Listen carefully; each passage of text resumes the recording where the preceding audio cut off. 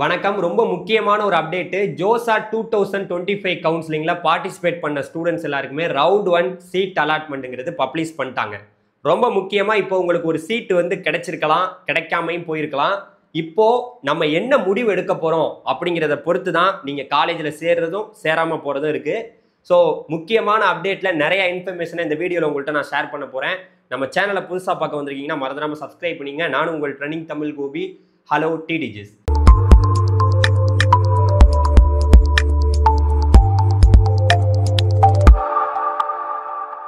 அதாவது மாணவர்களே, ஜோசா கவுன்சிலிங்கிறது ரொம்ப முக்கியமான ஒரு கவுன்சிலிங்கு. நீங்கள் ஐஐடி, என்ஐடி, IIIT, GFTI போன்ற கல்லூரிகளை சாய்ஸில் வச்சுருப்பீங்க. அதுலேயும் நிறைய மாணவர்கள் JEE அட்வான்ஸில் குவாலிஃபை ஆகி நல்ல ரேங்க் வாங்கின ஸ்டூடெண்ட்ஸ் எல்லாருமே IIT காலேஜஸ் எல்லாத்தையுமே லயனா சாய்ஸஸில் வச்சுருப்பீங்க.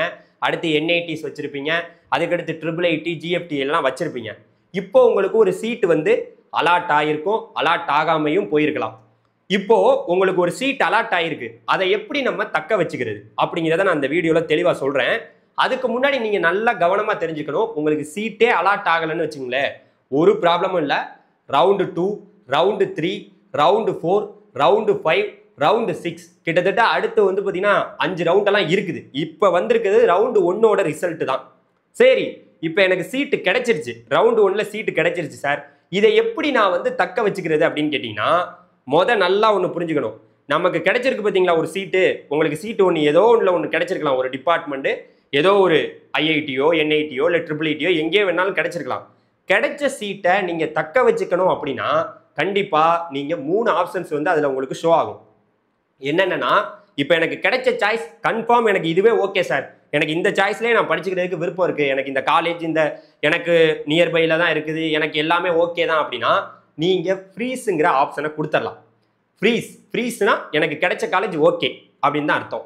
அடுத்து எனக்கு கிடைச்ச சாய்ஸ் எனக்கு இது வேணும் சார், இருந்தாலும் நான் மேலே நிறைய சாய்ஸ் போட்டிருந்தேன் சார், எனக்கு 1வது சாய்ஸ், 2வது சாய்ஸ், 3வது சாய்ஸ், 4வது சாய்ஸ், எனக்கு கிடைச்ச சாய்ஸ்லேருந்து மேலே உள்ள சாய்ஸில் ஏதாவது எனக்கு வேணும் சார், நான் ஆசைப்பட்டு வச்சேன் சார், பட் ஆனால் எனக்கு கிடைக்காம போய் இப்போ ஏதோ ஒரு காலேஜில் எனக்கு சீட் அலாட் ஆயிருக்கு அப்படின்னா, நீங்கள் கிடைச்ச காலேஜை தக்க வச்சுக்கிட்டு எனக்கு இது வேணும்னு சொல்லிட்டு மேலே உள்ள காலேஜுக்கு ட்ரை பண்ணலாம். அதுக்கு பேர் பார்த்தீங்கன்னா ஃப்ளோட்டுன்னு கொடுத்தீங்கன்னா, இப்போ கிடைச்ச காலேஜை நீங்கள் தக்க வச்சுக்கிருவீங்க, அதுக்கு மேலே உள்ளதுக்கு நீங்கள் ட்ரை பண்ணுவீங்க. இதுக்கு பேர் என்ன? ஃப்ளோட்டுங்கிற ஆப்ஷனை நீங்கள் கொடுத்துடலாம். அடுத்து நீங்கள் கிடைச்ச காலேஜை எனக்கு வேணும் சார், இதே காலேஜில் நான் மேலே வச்சிருக்கிறதுல வேற டிபார்ட்மெண்ட், வேற கோர்ஸ் எனக்கு கிடைச்சா கொடுத்துருங்கன்னு சொன்னீங்கன்னா ஸ்லைடுங்கிற ஆப்ஷனை கொடுக்கலாம். ஸ்லைடுங்கிற ஆப்ஷனை நீங்கள் கொடுக்கலாம். ஆனால் இப்போ நீங்கள் புரிஞ்சுக்க வேண்டியது என்ன, எப்படி இருந்தாலும் நம்மளுடைய சீட்டை நம்ம தக்க வச்சுக்கணும். சீட்டு நமக்கு கிடைக்கணும். தக்க வச்சுக்கணும்னா நம்ம என்ன பண்ணணும்? சீட் அக்செப்டன்சி ஃபீஸை பே பண்ணி ஆகணும். யாரெல்லாம் 1வது ரவுண்டில் சீட் அக்செப்டன்சி ஃபீஸை பே பண்ணாமல் இருக்கீங்களோ அவ்வளோதான், உங்களுக்கு சோலி முடிஞ்சு. இனிமேல் நீங்கள் ஜோசா கவுன்சிலிங்கில் பங்கேற்கவும் முடியாது, ஒன்றும் பண்ண முடியாது. அதனால் சீட் அக்செப்டன்சி ஃபீஸை தயவு செய்து நீங்கள் பே பண்ணி ஆகணும்.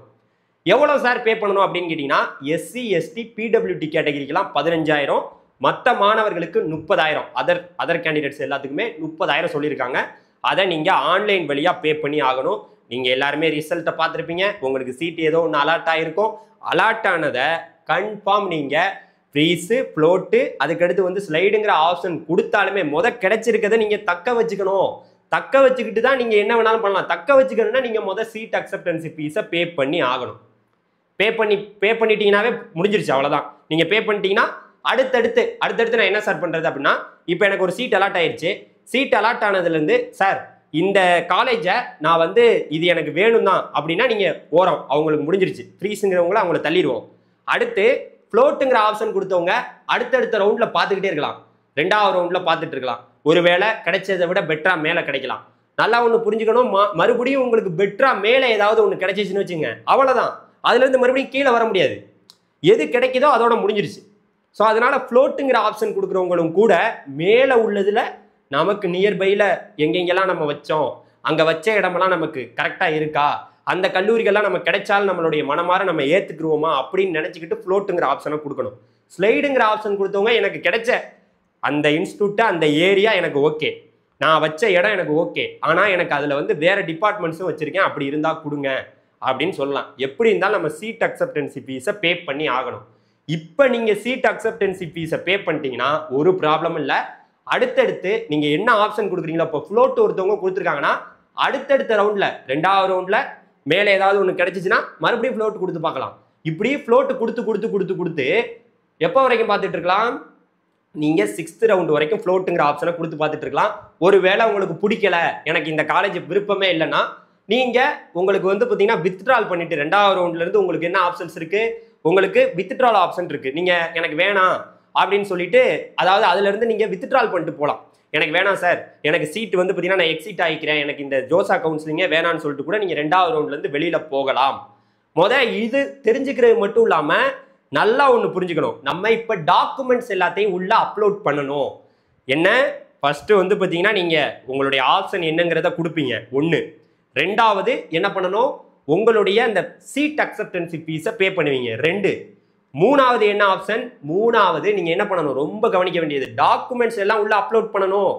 என்னென்ன டாக்குமெண்ட்ஸ் சார் அப்படின்னு கேட்டிங்கன்னா, அவங்க ஆல்ரெடி எல்லாத்துக்கும் ஒரு தெளிவான விவரங்கள் எல்லாமே கொடுத்துருக்காங்க. அதை நான் உங்களுக்கு சொல்லணும்னா 12th நீங்கள் வந்து 10th 12th மார்க் ஷீட்ஸு, அதுக்கப்புறம் அதில் வந்து ஆதார் கார்டோ இல்லை டேட் ஆஃப் பர்த்தோ எல்லாம் ரெடியாக வச்சிருப்பீங்க. ஒருவேளை நிறைய எல்லாரும் கரெக்டாக வச்சிருப்பீங்க.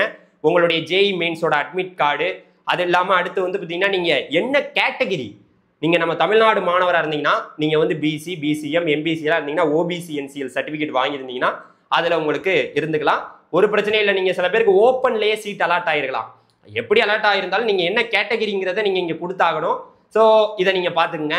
அதன் பிறகு வந்து பார்த்தீங்கன்னா உங்களுக்கு அது வந்து ஏப்ரல் 1ஆம் தேதிக்கு அப்புறம் அது வந்து ரிசீவ் ஆனதாக இருக்கணும். ஸோ அதே போல் அடுத்து வந்து பார்த்தீங்கன்னா உங்களுடைய அந்த மெடிக்கல் ஃபிட்னஸ் சர்டிஃபிகேட் வந்து கேட்குறாங்க. மெடிக்கல் ஃபிட்னஸ் சர்டிஃபிகேட்லாம் நீங்கள் ரெடி பண்ணி வச்சுருப்பீங்க. இதெல்லாம் கொடுத்து எல்லாத்தையும் பண்ணாதான் நீங்கள் டாக்குமெண்ட்ஸ் எல்லாம் உள்ளே அப்லோட் பண்ணும்போது உங்களுக்கு அப்போ தான் சீட்டு வந்து கன்ஃபார்ம் ஆகும் அப்படிங்கிறத நீங்கள் தெரிஞ்சுக்குங்க. நமக்கு இப்போ நல்லா ஒன்று புரிஞ்சுக்கணும். நான் டேட் அடிப்படையில் கூட சொல்லிடுறேன். இப்போ நமக்கு 1வது ரவுண்டில் சீட்டு அலாட் ஆகிருக்கு. இப்போ ஜூன் 14ஆம் தேதி. ஜூன் 14ஆம் தேதியிலேருந்து ஜூன் 18ஆம் தேதி வரைக்கும் நமக்கு என்ன சொல்கிறாங்கன்னா, நீங்கள் ஃபீஸ் பேமெண்ட் இந்த சீட் அக்செப்டன்சி ஃபீஸை பே பண்ணிக்கலாம்.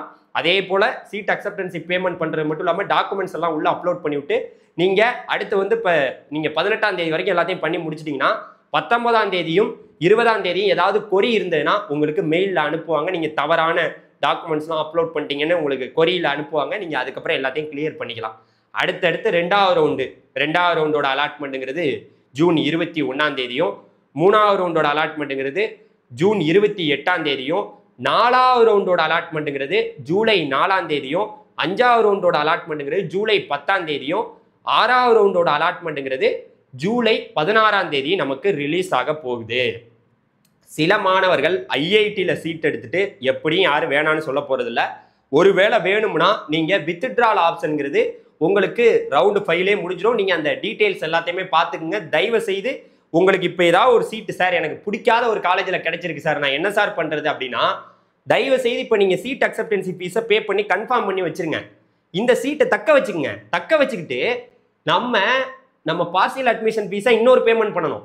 அந்த பார்சியல் அட்மிஷன் ஃபீஸ் எவ்வளோ சார் அப்படின்னு கேட்டிங்கன்னா, இந்த 6 ரவுண்டு முடிஞ்ச பிறகு நீங்கள் ஒரு 20,000 ரூபாய் பேமெண்ட் வந்து பார்த்தீங்கன்னா எஸ்சி எஸ்டி பிடபிள்யூடி கேட்டகரி கட்டணும். மற்ற மாணவர்கள் 45,000 கட்டணும். எப்போ இதெல்லாம் முடிஞ்ச பிறகு 6 ரவுண்டு முடிஞ்ச பிறகு நீங்கள் பேமெண்ட் பண்ணுவீங்க. அந்த பேமெண்ட் பண்ணாதான் உங்களுக்கு சீட்டு உறுதின்னு அர்த்தம். ஓகே, இதெல்லாம் பண்ணி முடிச்சுட்டு நீங்கள் சிசாப் கவுன்சிலிங் கூட போகலாம். சில மாணவர்கள் சீட் அலாட் ஆகாமல் 2வது ரவுண்டு 3வது ரவுண்டு 4வது ரவுண்டில் சீட்டு கிடைச்சுமே வேணான்னு சொல்லிட்டு போகிறவங்களுடைய இடங்கள் எல்லாமே சிசாப்புக்கு வரும். அந்த சிசாப்பில் போய் நீங்கள் இப்போ சீட்டு எங்கே கன்ஃபார்ம் பண்ணியிருக்கீங்களோ இந்த சீட்டு இந்த காலேஜை நீங்கள் தக்க வச்சுக்கிட்டு, இந்த காலேஜில் இப்போ இந்த 6 ரவுண்டு முடிஞ்ச பிறகு நீங்கள் பார்சியல் அட்மிஷன் ஃபீஸ் எல்லாம் பே பண்ணி அந்த காலேஜ் நீங்கள் தக்க வச்சு சேர்ந்த பிறகு கூட சிசாப்பில் உங்களுக்கு ஒரு காலேஜ் கூட கிடைக்கலாம். அதில் கிடைஞ்சிச்சுன்னா இங்கே கட்டின ஃபீஸு எல்லாமே அப்படியே அந்த காலேஜுக்கு மாற்றி கொடுத்துருவாங்க. நீங்கள் சிசாப்பில் இதை விட பெட்டராக கூட நீங்கள் யோசிக்கலாம் அப்படிங்கிறத சொல்லிக்கிறேன். நிறைய இன்ஃபர்மேஷனை ஷேர் பண்ணியிருப்பேன்னு நினைக்கிறேன். நீங்கள் என்ன ஆப்ஷன் கொடுக்க போகிறீங்க? கிடைச்ச காலேஜை நீங்கள் சீட் அக்செப்டன்சி ஃபீஸை கொடுத்து கன்ஃபார்ம் பண்ணி வச்சுக்குங்க. அப்போ தான் நம்ம அடுத்தடுத்த கேமில் விளாட்லாம். இந்த கேம்லேயே கேம் ஓவர்ன்ட்டு சொல்லிட்டு போனோம்னா அடுத்தடுத்த கேமில் நம்ம விளாட முடியாது. அடுத்தடுத்த கேமில் நம்ம ரவுண்ட் 2 ரவுண்டு 3 ரவுண்டு 4 நம்ம ஃப்ளோட்டுங்கிற ஆப்ஷனை கொடுத்து மேலே உள்ளது ட்ரை பண்ணி பார்க்க முடியாது. Okay, thank you very much. அடுத்த வீடியோவில் பார்க்கலாம். நன்றி, வணக்கம், பாய்.